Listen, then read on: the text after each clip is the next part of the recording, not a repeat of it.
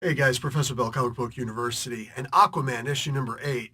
I know. Bill, you're not doing enough freaking DC Comics. Well, I'm making fun of you, but you're right. I'm not.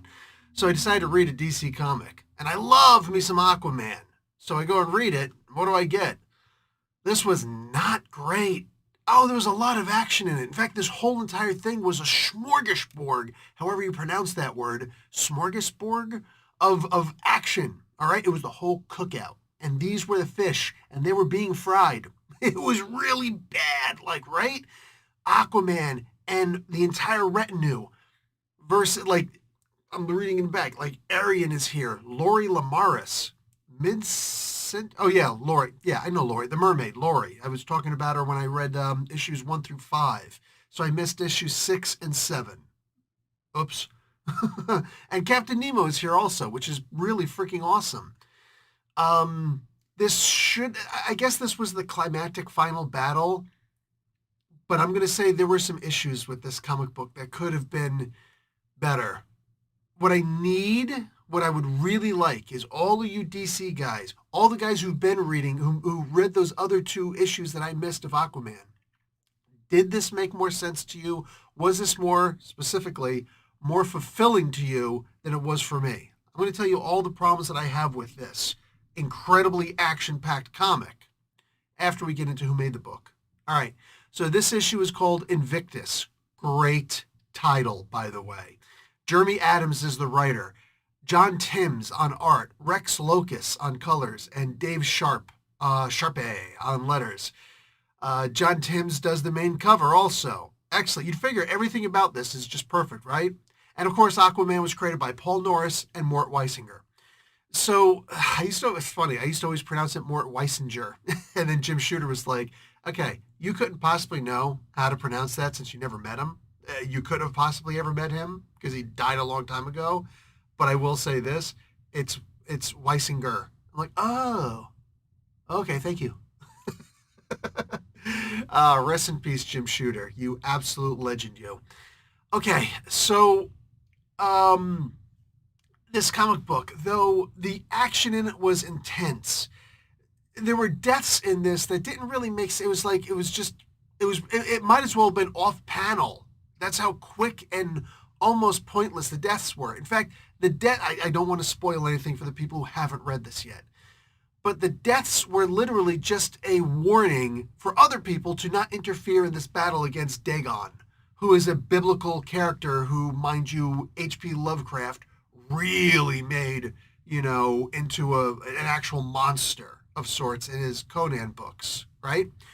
Um, in his Conan books, I'm thinking Robert E. Howard. No, in his Call of Cthulhu type books, his Cthulhian mythos books.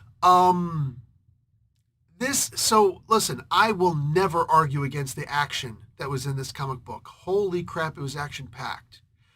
But there was a part in here that should have been at the end of the previous issue, I think.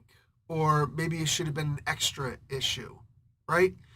I, I'm going to have to spoil some of that. I hate having to do this. I'm going to have to spoil this. Aquaman dies in this.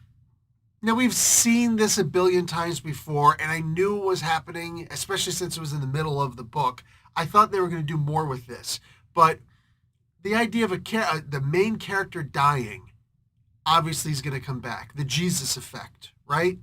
The greatest story ever told is in the Bible, literally. Like everybody acknowledges this. This is where the hero of 1,000 faces comes into place, right? Um, Hero of 1,000 Masks. Anyway, whatever it was called. Joseph Campbell. All of that, it comes from the Bible. So the idea that Aquaman's going to have to die so he can come back as a Jesus-like figure, boom, boom, boom, boom, boom. Okay, I fully expected that. And it fell so flat in this. So on its face, just face plant, flopped horribly.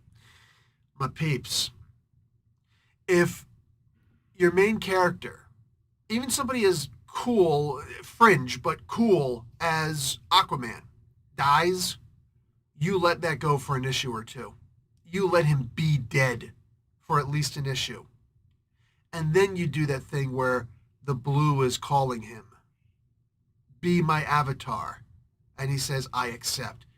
You don't do that in the same issue. See, it's funny.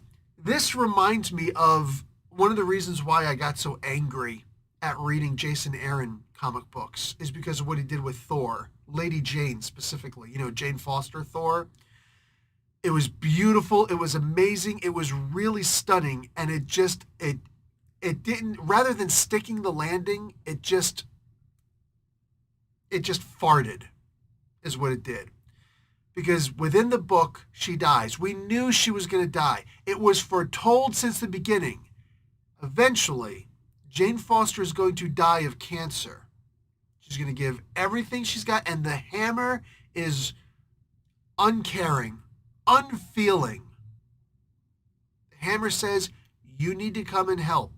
I don't care that you're dying. I don't care that you're going through chemo. I don't care that you might actually survive if you stay here. No, you have to continue. Think about that. This is important that I'm talking about another comic book to talk about this one. Just have a little bit of patience and see where I'm going with this. You have to do this. Okay. So she goes. And of course, she dies. And it was a tearjerker.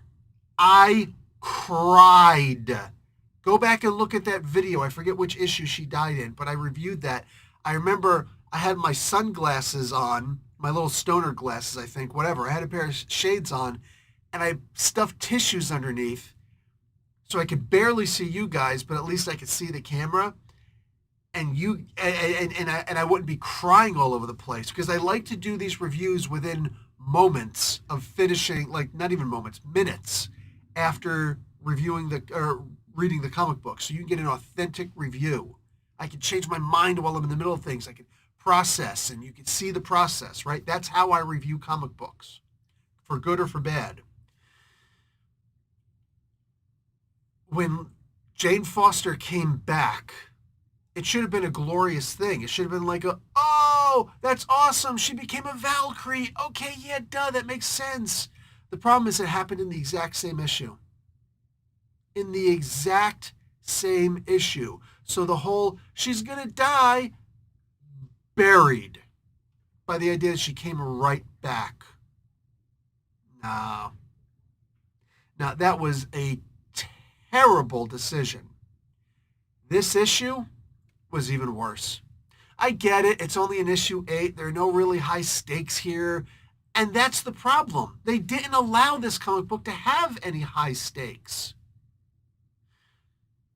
The idea that Aquaman died and then became the Avatar, so it's like, okay, so we're just going to make him more powerful. Just make him more powerful then. He doesn't have to die.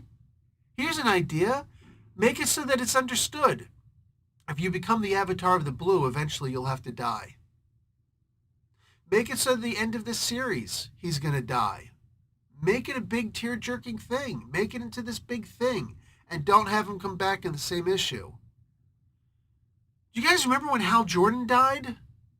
Even though he technically died the bad guy, it was sad. It was messed up. Ooh, and then he came back as the villain. Okay, we don't need to do that with Aquaman. But it's a possibility. Maybe that's how he defeats Dagon. To defeat my enemy, I must become my enemy. You know, I must become eviler than thou. Maybe. Maybe.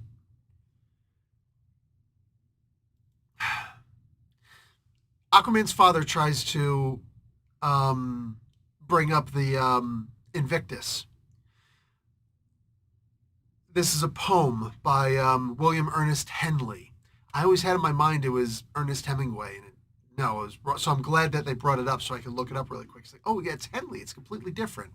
I am not some lover of poetry. That's actually my wife. I'm sure she knows this poem by heart, right?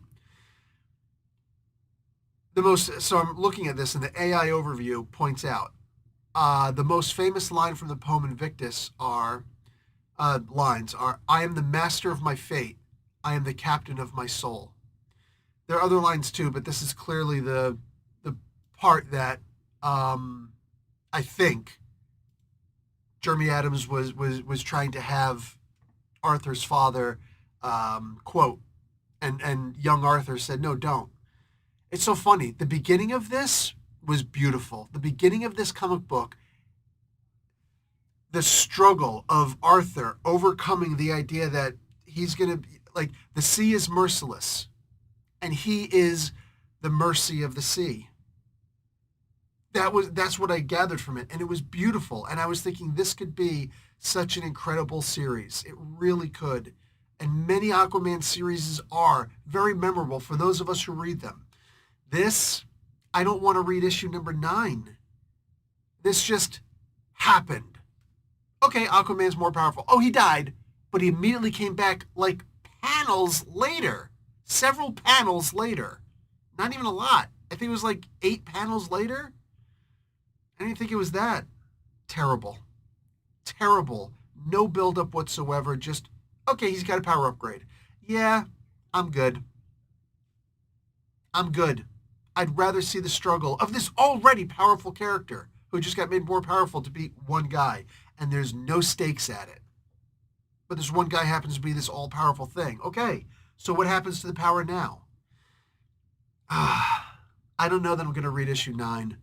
I'm really disappointed in this. Aquaman is way too incredible a character to just dump on like this. But it is what it is. Guys, let me know your thoughts. Again, you guys, if you read issue number 6 and 7, which I didn't, if there's something from a previous series that I have or haven't read that I'm just not picking up on, let me know. But as far as I can tell, this book was just such a flop. Such a silly talking point at the end. Like, is this the final issue of the series? Like, did they just cancel the series? Is that why this happened? And I'm not blaming Jeremy Adams. I'm not. Oh, by the way, John Timms' art, I look forward to seeing you in a lot more books, right?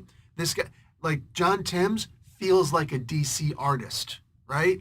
The art at Marvel can be great, but you know it's going to be good for the most part. You know it's going to be good at DC. That's one of the things I've always loved about DC, the art. Even if the story is terrible, the art is always going to be bang. I'm not saying this story is terrible. I'm saying it fell on its face. It did not stick the ending, right? It did this incredible parkour thing, and then it broke its legs on the way down. Whatever. I look forward to some kind of a redemption for this. I don't know that it's going to come in this series. I'll talk to you guys later. Like the video, watch an ad. Professor Bill, Comic Book University. Class dismissed.